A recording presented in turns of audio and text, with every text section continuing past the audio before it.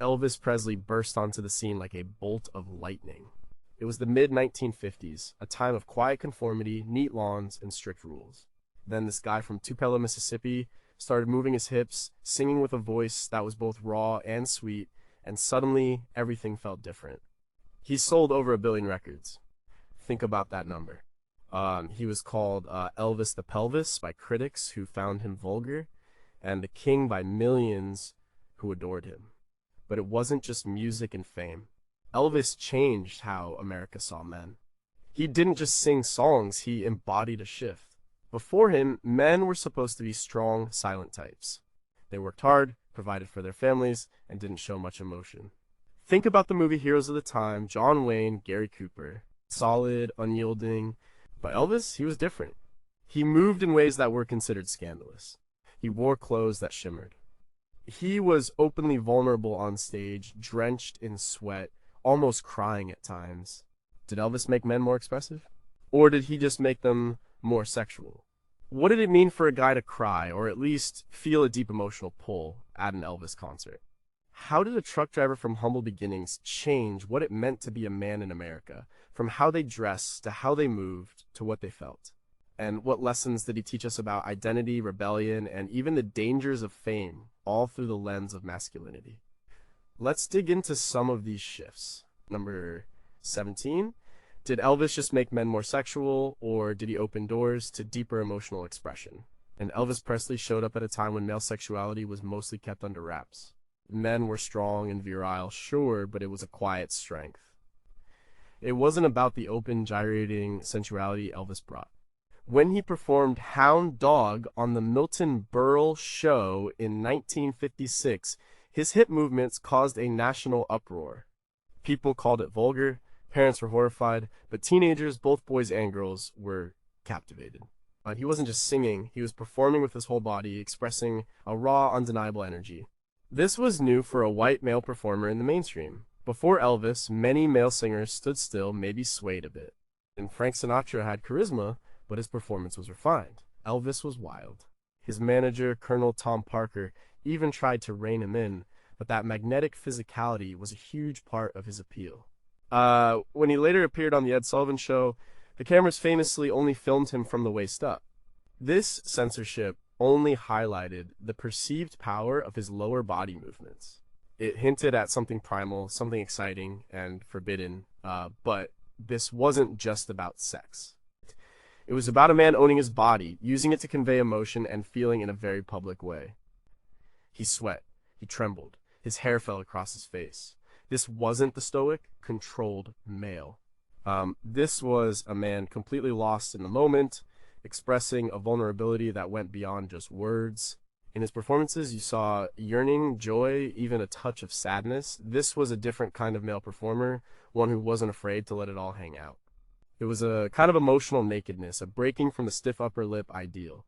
Some scholars, like cultural critic Greil Marcus in his book Mystery Train, talk about how Elvis channeled a mix of black rhythm and blues and white country, bringing a new American sound. But it was also a new American male posture. He made it okay, even cool, for men to be physically expressive, to dance, to be admired for their movements. This opened the door for other performers, and slowly, for ordinary men too, to feel a bit more comfortable in their own skin, to not always have to be so buttoned down. What if Elvis's overt sexuality made it harder for other men to express non-sexual emotions without being misunderstood? Did his personal struggles later in life hint at the immense pressure of being America's ultimate sex symbol? How much of his perceived emotional vulnerability was genuine artistry, and how much was a performance carefully crafted by shrewd managers like Colonel Parker, designed to appeal to primal urges? Number 16, did Elvis's flashy style make men more confident or just more vain? Before Elvis, men's fashion was pretty straightforward. Suits, work clothes, simple shirts. It was about utility and uniformity. Think about the gray flannel suit, a symbol of 1950s corporate masculinity. And then Elvis came along and he started wearing clothes that were anything but uniform. Pink shirts, black leather, gold lame capes, studded jumpsuits. He wasn't afraid of color or sparkle. He challenged the idea that men's clothing had to be drab or solely practical. His style was a mix of Southern flamboyance, rockabilly cool, and later Vegas showmanship. In the 1950s, he popularized slicked back hair with a rebellious curl, often worn long for the time. He sported blue suede shoes, a phrase that became iconic. This wasn't just clothes, it was a statement. It said, "Look at me. I'm different. I'm exciting." This influenced young men across America. They started growing their hair longer, adopting sideburns, experimenting with flashier shirts and tighter pants. This shift went beyond superficiality. It suggested a confidence in standing out. Men were no longer just dressing to blend in or for their jobs, they were dressing to express themselves, to project an image. This was a radical idea for many. Cultural historian Richard P. Martin points out in The American Look how post-war menswear emphasized conformity and conservatism. Elvis blew that wide open. He brought a sense of theatricality to male dress, making it an extension of personality. His outfits, especially the jumpsuits of his later career, were over the top. Some people saw this as vanity, as self-indulgence, but others saw it as a celebration, a larger-than-life presence that demanded attention. It was about owning the stage, owning the spotlight. For young men watching, it was an invitation to push the boundaries, to see fashion as a tool for self-expression, not just a uniform. It hinted that a man could care about how he looked without it undermining his masculinity.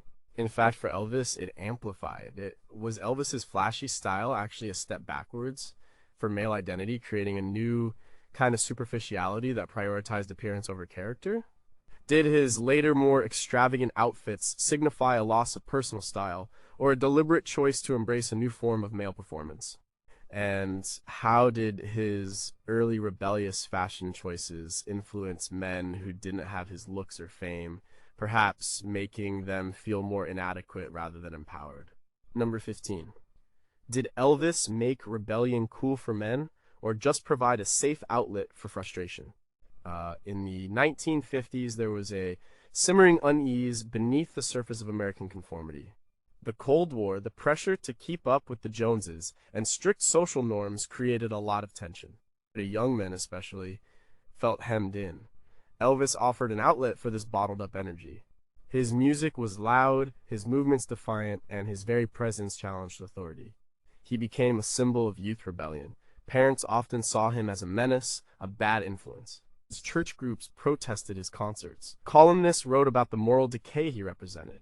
But for teenagers, this opposition made him even more appealing. He represented a breaking away from the strictures of their parents' generation. Sociologists like David Reisman, writing about the Lumley crowd and conformity in post-war America, could see how figures like Elvis offered a counter-narrative. He was independent, untamed. Elvis wasn't political in an overt way, but his existence was political.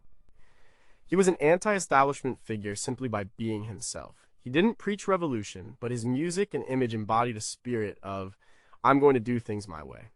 This resonated with young men who felt pressure to follow a prescribed path. It was a rebellion of style, of sound, of attitude. It showed them that you didn't have to fit neatly into a box to be successful or charismatic. His rebellion was also somewhat contained. He wasn't overtly threatening to the system.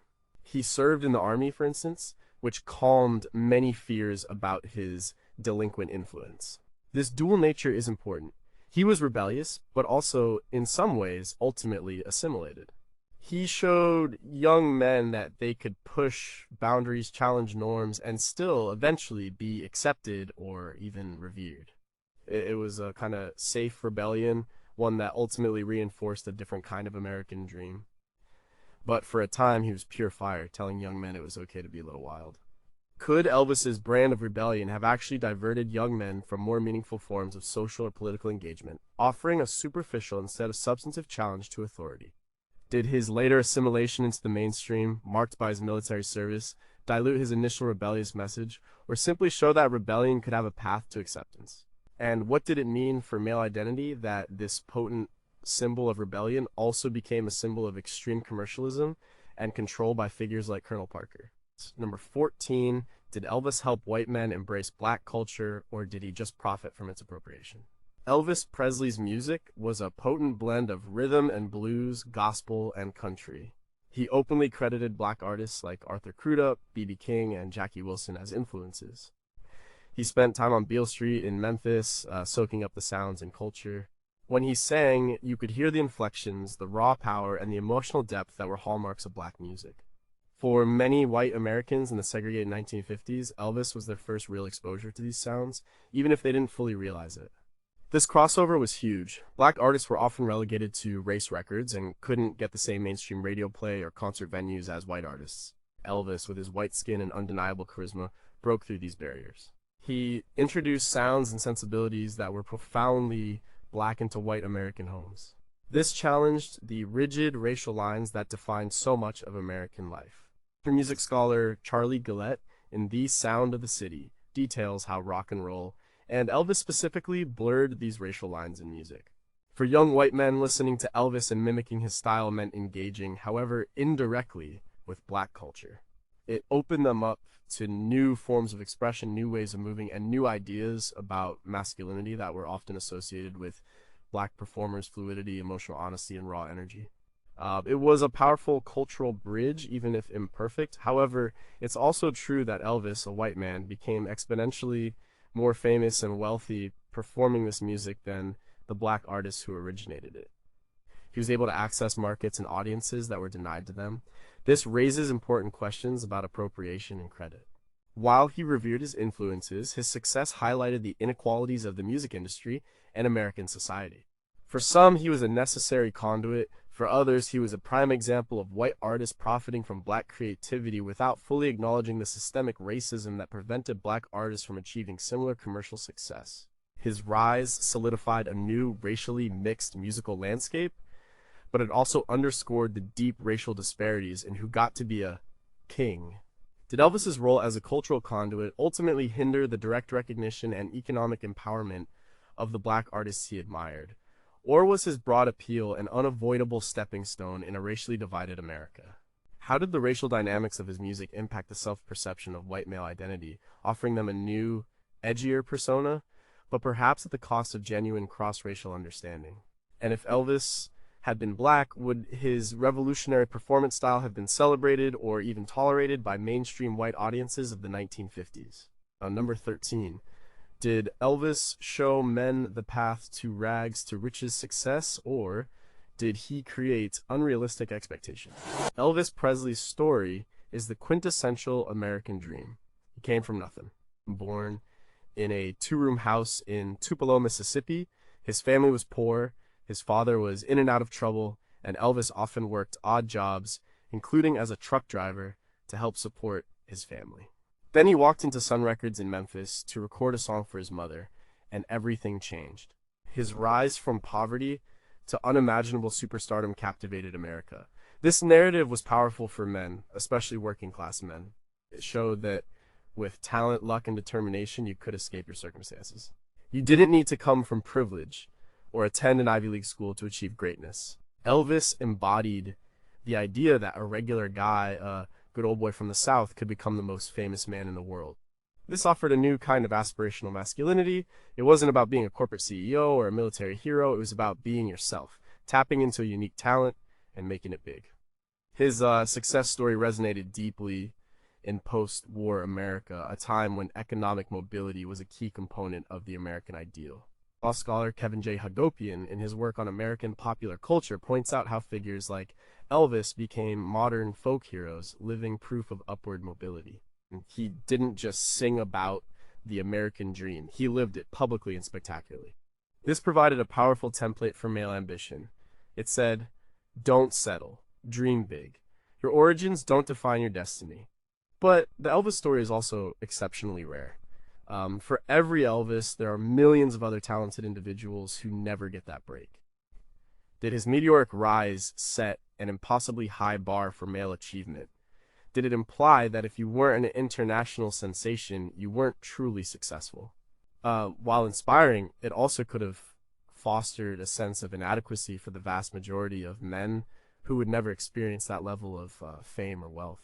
It highlighted the extraordinary, not the attainable, and his later struggles, despite his wealth, hinted that money and fame didn't solve all problems, perhaps even creating new ones.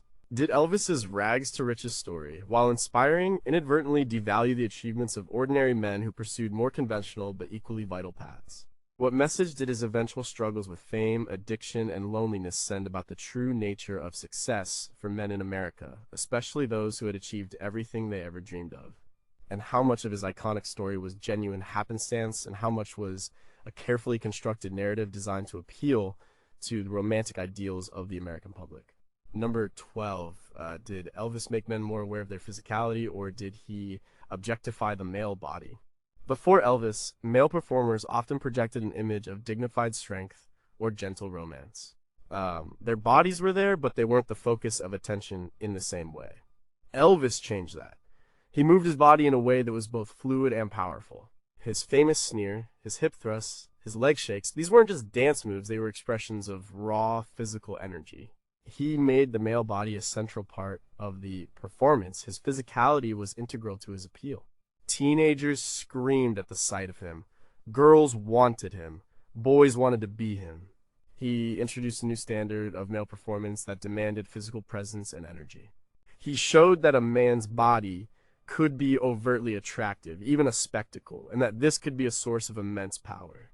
This was a significant shift from the more reserved male figures prevalent in media. Cultural historians like Susan J. Douglas and Where the Girls Are talk about how Elvis essentially invented the male pinup for teenage girls, making male attractiveness a commodity in a new way. Elvis was fit, handsome, and moved with a kind of animal grace. His body language was confident and uninhibited. This encouraged men to think differently about their own bodies. It wasn't just about being strong for work or sport, it was about presentation, about appeal, about using the body as a tool for expression and charisma. It might have pushed some men to pay more attention to their physical appearance, to how they moved, to their own sense of physical confidence. However, there's also the question of objectification. By making the male body such a central part of his performance and appeal, did Elvis inadvertently contribute to a culture where men too could become objects of pure physical gaze, sometimes divorced from their intellect or personality? While empowering in some ways, it also set a very high bar for physical attractiveness and performance. His later struggles with weight and health showed the immense pressure he faced to maintain this idealized physical image, an image that had become inseparable from his public persona. The king was as much his body as his voice. Did Elvis's focus on male physicality lead to a healthier embrace of the body, or did it create new pressures for men to conform to an idealized, often unattainable physical standard? How did the intense public scrutiny of his body, both youthful and later, affect his own sense of self and male identity? And what does it say about American culture that a man's sexuality and physical appeal became the defining characteristic of the king for so long, overshadowing other facets of his art? Number 11, did Elvis teach men how to be showmen or just how to be over the top? Elvis Presley was more than a singer. He was a master showman. From his early hip swiveling performances to his later grand entrances in Las Vegas, he understood how to command a stage, how to captivate an audience, and how to create an unforgettable spectacle. This was a new template for male performers, and by extension, for how men might present themselves in public life. Before Elvis, male entertainers often relied on their vocal prowess or comedic timing. Elvis added a dynamic visual element that was mesmerizing. He used dramatic pauses, intense eye contact, sudden movements, and his famous snarl to build excitement.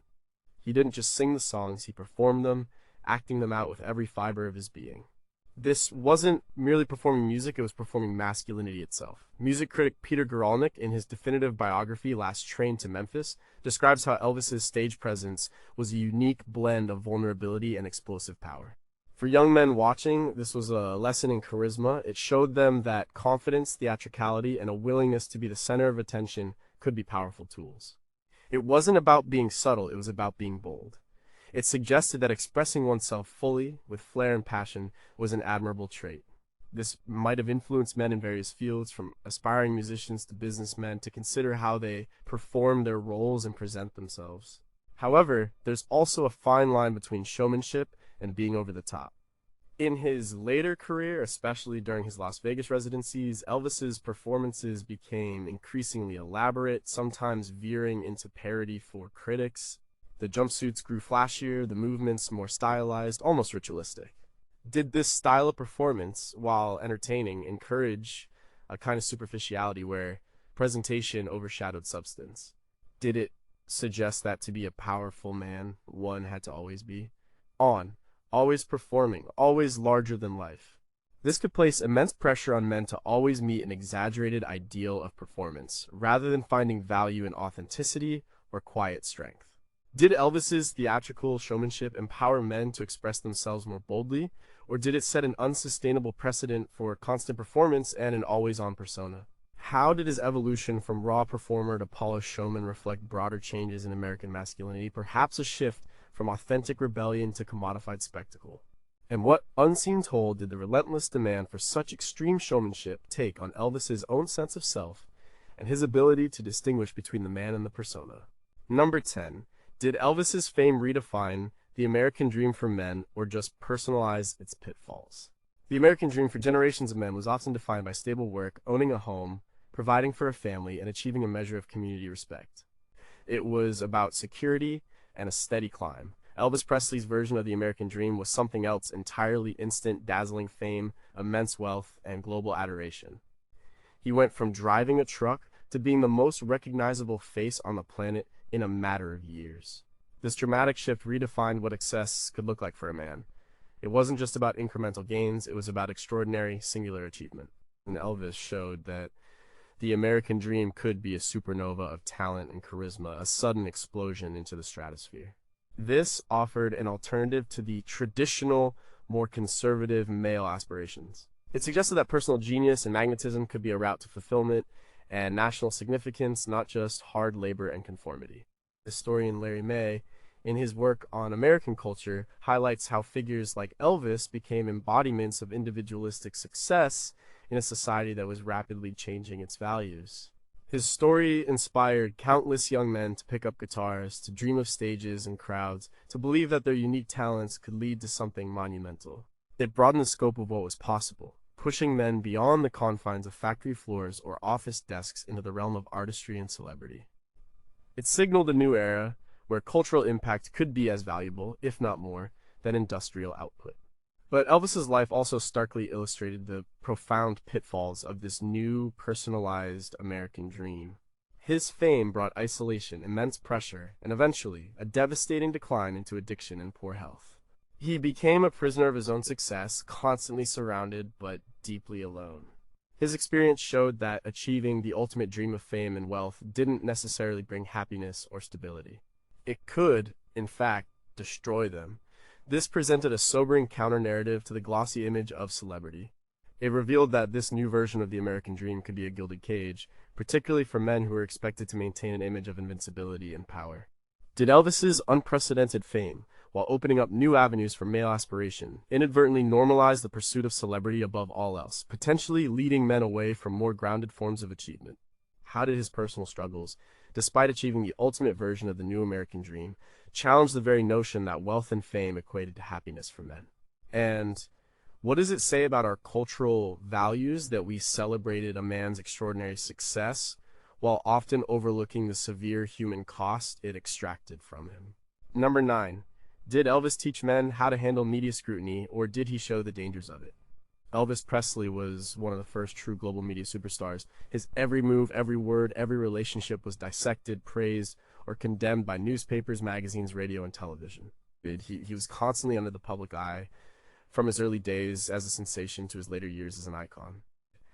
He became a master, or at least a subject, of media management, guided by Colonel Parker's relentless publicity machine. This taught America and its men new lessons about fame and public identity. For men in the public eye, Elvis set a precedent for what extreme media scrutiny looked like. His image was carefully crafted and controlled, yet also constantly under attack. He learned to navigate the headlines, the controversies, the fawning adoration, and the harsh criticism. In a way, he was a pioneer in managing a public persona, demonstrating how a man could maintain an image of strength and charisma despite relentless scrutiny. Early media studies, even before the internet, highlighted how Elvis's image was constructed and consumed, setting the stage for future celebrity culture. His stoicism in the face of accusations of vulgarity or moral depravity, especially in the 1950s, became a model of how to deflect negativity. He kept performing, kept making music, and essentially let his work speak for itself. This showed a kind of masculine resilience under pressure, a refusal to buckle under the weight of public opinion. But the overwhelming media attention also revealed its dark side. Elvis never truly had a private life after his rise to fame. Every aspect of his existence became fodder for the public. This relentless gaze contributed to his isolation and sense of being trapped. He was constantly on display, unable to escape the persona he had become. His later struggles with addiction can be partly attributed to the enormous pressure of maintaining this public image and the lack of genuine privacy. In this sense, he was a cautionary tale, demonstrating that while a man might achieve ultimate fame, the cost to his personal life and mental well-being could be devastating. The media machine that built him also consumed him, showing that ultimate exposure could be a profound burden. Did Elvis's mastery of the media machine empower future generations of public figures, or did his tragic personal decline reveal the profound, unavoidable dangers of living under constant public scrutiny? How did the perpetual performance required by the media impact Elvis's own sense of identity, forcing him to embody an idealized version of masculinity at all times?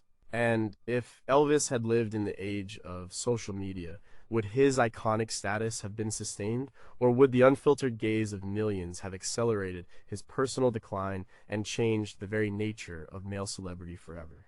Number 8. Did Elvis's Southern charm make the good old boy sophisticated, or did it reinforce regional stereotypes? Elvis Presley was, at his core, a Southern man. He grew up in Tupelo, Mississippi, and Memphis, Tennessee, steeped in the culture of the American South. His accent, his manners, his blend of gospel and blues in his music all spoke to his Southern roots. Before Elvis, the good old boy stereotype often conjured images of unsophisticated, sometimes rough, countrymen. Elvis changed that perception. He brought Southern masculinity to the national and global stage, but with a new twist. He was charismatic, stylish, and incredibly talented. He showed that a man from the South could be dynamic, sexy, and modern, not just a relic of a bygone era. He took the raw energy and sincerity often associated with Southern culture and transformed it into something universally appealing. This gave a new sense of pride and a different kind of representation for Southern men. Historian Charles Reagan Wilson in the Encyclopedia of Southern Culture notes Elvis's pivotal role in shaping and popularizing a new image of the Southern male. His respectful demeanor offstage, his politeness, often contrasted sharply with his wild performances. This duality was part of his appeal. He was a yes ma'am and no sir kind of guy, even, as he was shaking his hips in a revolutionary way. This made him approachable and relatable, even to those who initially found him scandalous. He proved that a man could embody both traditional Southern values and groundbreaking modernity. He wasn't trying to shed his Southern identity, he was elevating it. However, there's also the question of whether this made the good old boy sophisticated or merely reinforced certain stereotypes in a more palatable package. While Elvis transcended his regional origins, his portrayal could also be seen as an exoticization of Southern masculinity. It focused on charm, passion, and a certain rebelliousness, which, while appealing, might have simplified the diverse and complex realities of Southern male identity. It might have solidified a particular, often romanticized image, rather than truly challenging underlying assumptions. For some, Elvis simply offered a more glamorous version of an existing archetype, without dismantling its inherent limitations or biases. Did Elvis's presentation of Southern masculinity genuinely broaden perceptions of men from the South, or did it inadvertently create a new, equally restrictive archetype that still relied on a romanticized image? How does global fame affect the self-perception of ordinary Southern men, making them either feel pride or a pressure to conform to his iconic charm? And what aspects of Southern male identity did Elvis, despite his enormous influence, leave unexamined or even obscure through his highly stylized public persona? Number 7. Did Elvis usher in a new era of male consumerism, or did he just become a product himself? Elvis Presley wasn't just a musician, he was a brand. From the moment Colonel Tom Parker took over his management, Elvis became a meticulously marketed product. His image appeared on records, movie posters, fan magazines, and an astonishing array of merchandise guitars, lipstick, clothes, even perfume. He was arguably the first male pop superstar to be so extensively commercialized. This changed the landscape of male identity in relation to consumerism. Before Elvis, male figures in popular culture were heroes, leaders, or performers, but rarely were they the direct objects of such intense merchandising. Elvis showed that a man, particularly a young, charismatic one, could be turned into a highly profitable commodity. This wasn't just about selling music, it was about selling an entire lifestyle, an attitude, and identity. This paved the way for future male celebrities to monetize their image in unprecedented ways. Marketers quickly realized the power of a male idol to drive sales beyond just music. For young men, Elvis merchandise offered a way to express their fandom and align with his rebellious, cool image. Buying an Elvis record, wearing a certain style of shirt, or slicking back your hair like his became acts of consumer identification. It showed how consumption could be tied to identity formation, especially for adolescent males navigating their place in the world. It wasn't just about acquiring things, it was about acquiring a piece of the Hing's aura. However, the relentless commercialization of Elvis also raises questions about whether he became a product rather than a person. His manager, Colonel Parker, was notorious for exploiting Elvis's image for profit, sometimes to the detriment of Elvis's artistic freedom or personal well-being. Elvis became trapped within his own brand, unable to escape the expectations and demands that came with being the king. In this sense, he wasn't just influencing male consumerism, he was a stark example of how a man could be consumed by it, losing his autonomy in the process. His image became more important than his individual self, a cautionary tale about the perils of allowing one's identity to be completely subsumed by commercial interests. Did Elvis's unprecedented commercialization empower men to embrace new forms of self-expression through consumer choices, or did it fundamentally reduce male identity to a set of purchasable commodities? How did the intense focus on selling Elvis products impact his own sense of worth, blurring the lines between the artist and the manufactured brand? And could Elvis have achieved such unparalleled fame without the aggressive, sometimes exploitative commercialization that ultimately trapped him within his own legend?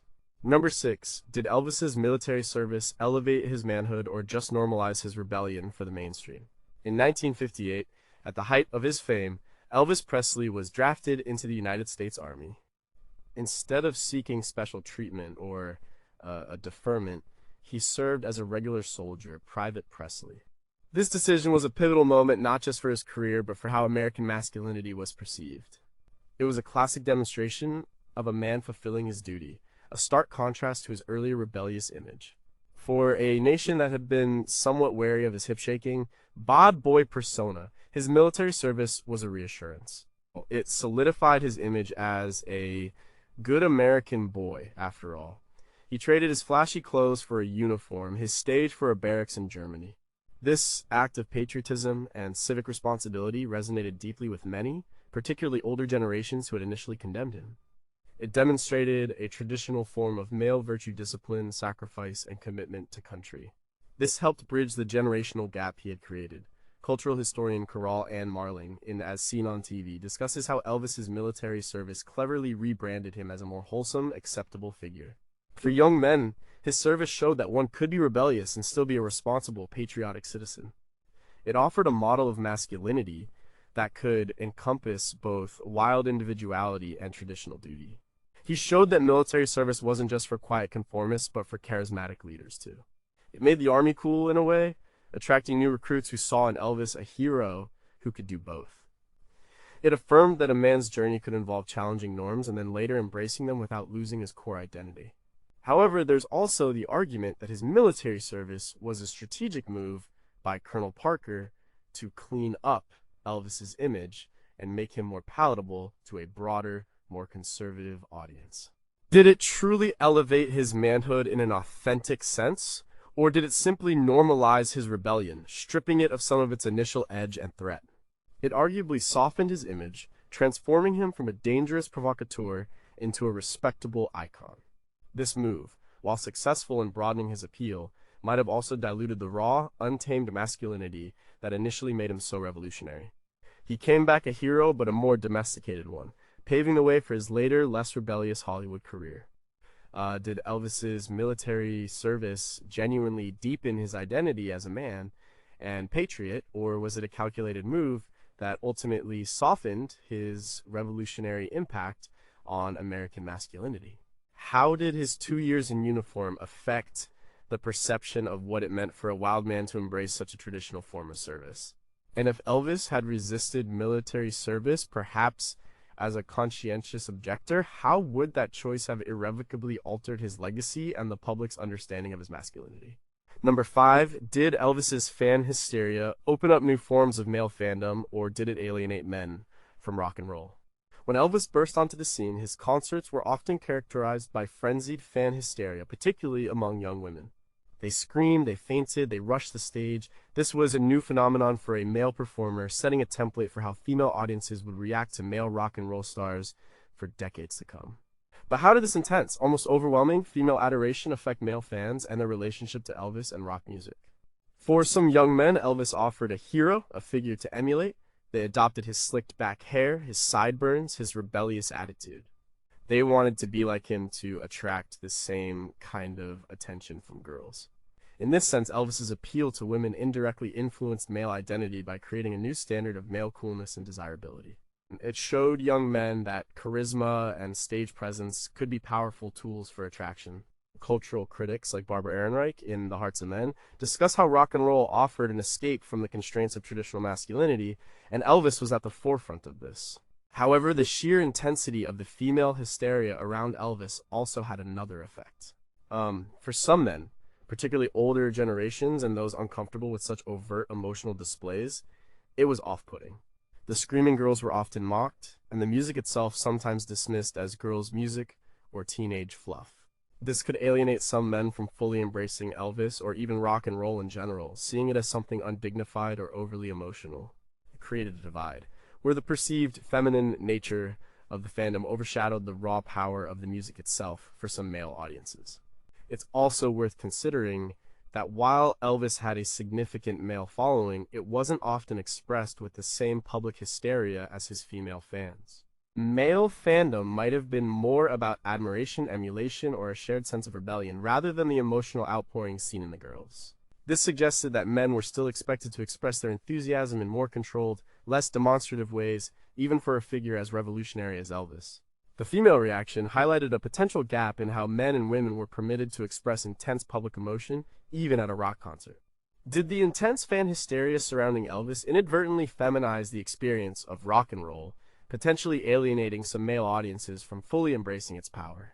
How did the stark contrast between the emotional outpouring of female fans and the more reserved admiration of male fans shape the acceptable boundaries of male public emotion? And if Elvis had appealed solely to a male audience, would his cultural impact have been as profound, or was the phenomenon of mass female adulation essential to his legendary status? Number 4, did Elvis challenge parental authority for men, or just shift its focus? The arrival of Elvis Presley created a massive generational divide. Parents, particularly fathers, often viewed him with alarm. His music was too loud, his movements too suggestive, and his influence on their children, especially their sons, was seen as dangerous. He became a focal point for the anxieties of parents who feared losing control over their children and the traditional values they represented. For young men, Elvis represented a direct challenge to the authority of their fathers and the older generation. He sang about freedom, rebellion, and youthful desires, often clashing with the more conservative expectations of the 1950s. By embracing Elvis, young men were implicitly rejecting the tastes, values, and even the strictures of their parents. This provided a cultural figure around whom they could rally, a symbol of their emerging independence. Sociologist Todd Gitlin, in his analysis of the 1960s, points to figures like Elvis as precursors to the youth movements that would later challenge authority directly. This wasn't just about music, it was about shifting power dynamics within families. These sons found in Elvis a voice that spoke to their own burgeoning desires for autonomy and self-expression. It made it acceptable, even cool, to question the established order and carve out one's own identity, separate from parental expectations.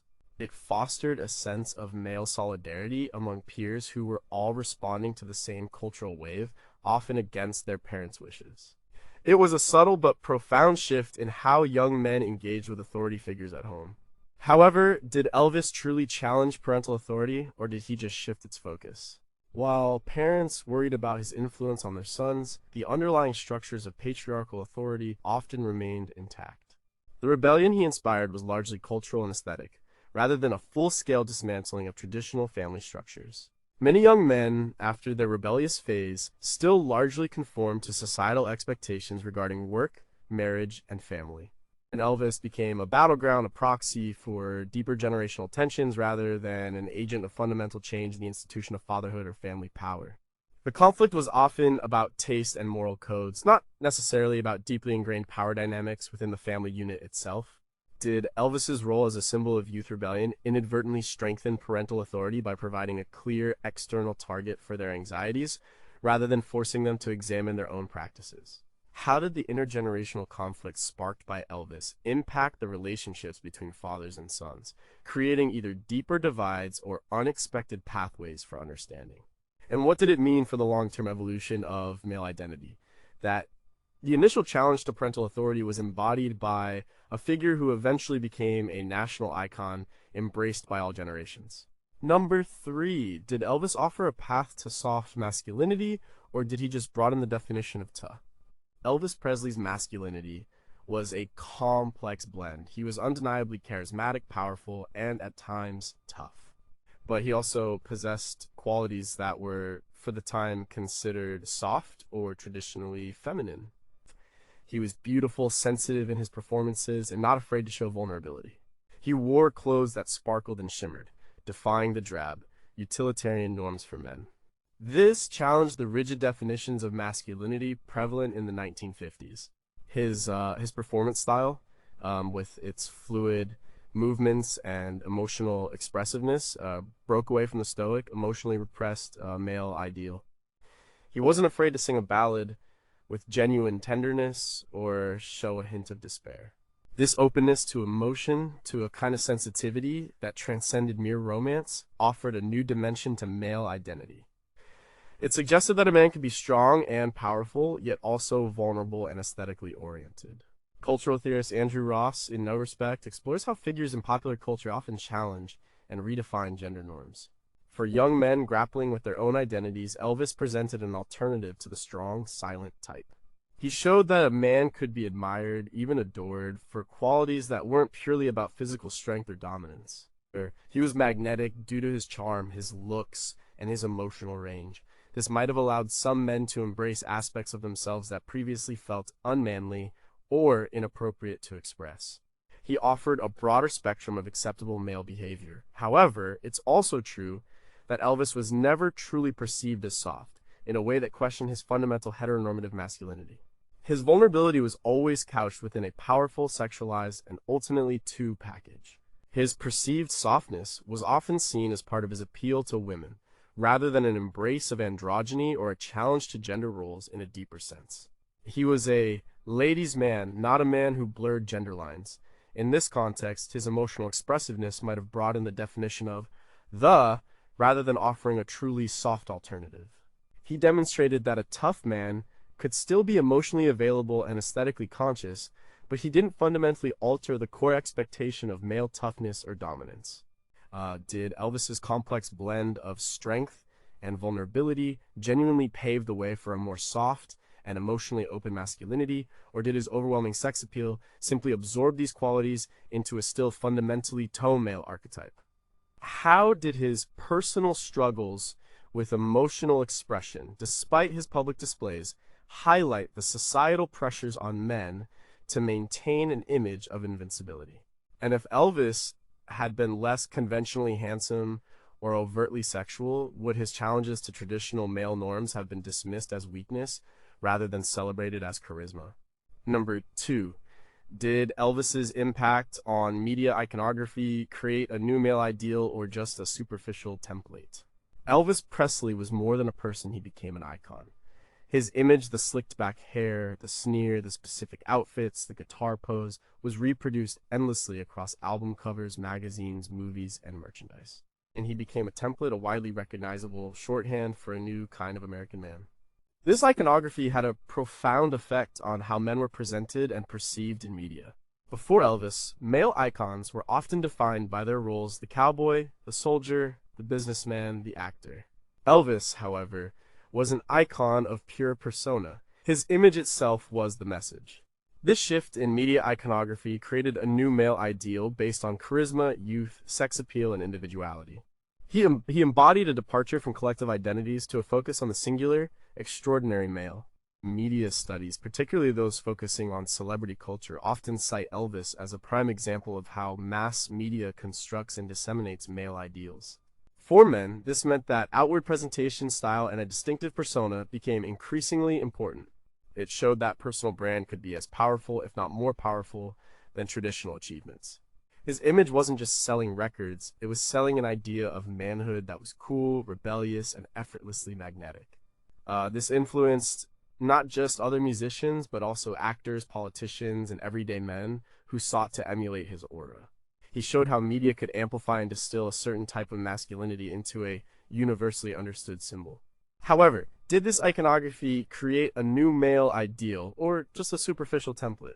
By reducing a complex man to a series of recognizable visual cues, did it inadvertently encourage men to focus on surface-level presentation rather than deeper character? The endless reproduction of Elvis, the image could overshadow Elvis the person, creating a template that was easy to copy but hard to truly embody. This might have led to a focus on style over substance, on adopting the external trappings of charisma without necessarily cultivating the internal qualities that made Elvis so compelling. It risked turning a living, breathing man into a two-dimensional ideal, potentially creating an unattainable and ultimately shallow standard for male identity in the public sphere. Did Elvis's powerful media iconography, while inspiring millions, inadvertently reduce the complexity of male identity to a series of easily replicable visual and stylistic cues? How did the transition of Elvis from a person to an endlessly reproduced image affect the self-perception of men who aspired to his charisma, but lacked his inherent magnetism? And in an age saturated with digital images, how would Elvis's iconic status have evolved, or potentially been diluted, if his image had been subject to instant, unfiltered public commentary from the very beginning?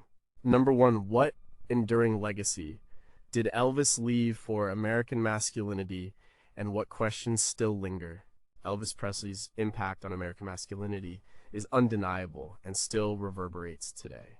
He blew open the doors of conventional male expression. He showed men that they could be sexual, emotional, rebellious, and stylish all at once. He challenged the stoic, buttoned-down ideal of the 1950s and introduced a more flamboyant, performative, and individualistic male identity. His influence can be seen in countless musicians, actors, and even in the everyday ways men express themselves.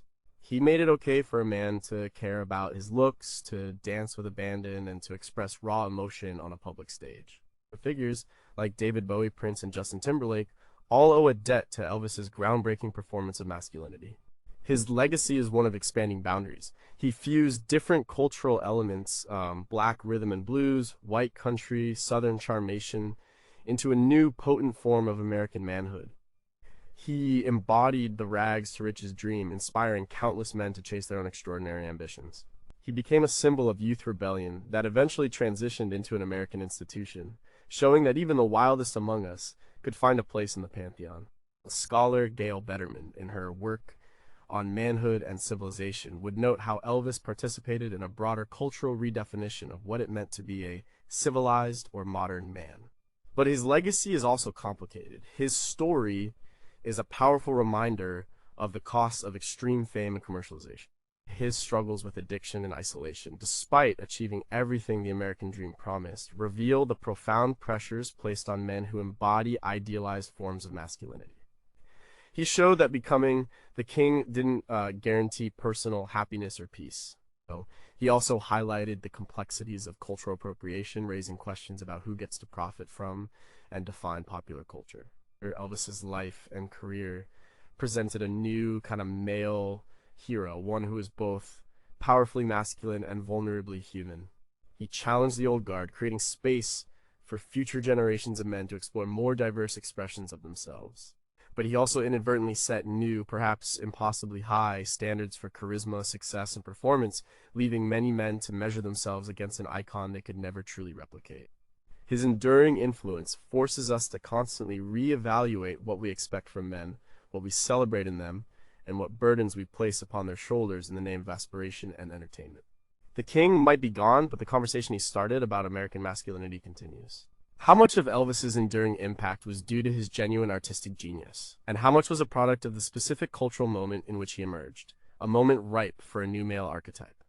Did his personal tragedies, especially his later decline, inadvertently reinforce the idea that true male greatness often comes at an unbearable personal cost? And as new generations redefine masculinity in an increasingly diverse and complex world, will Elvis's iconic image continue to serve as a beacon of inspiration, or will his specific brand of manhood become a relic of a bygone era?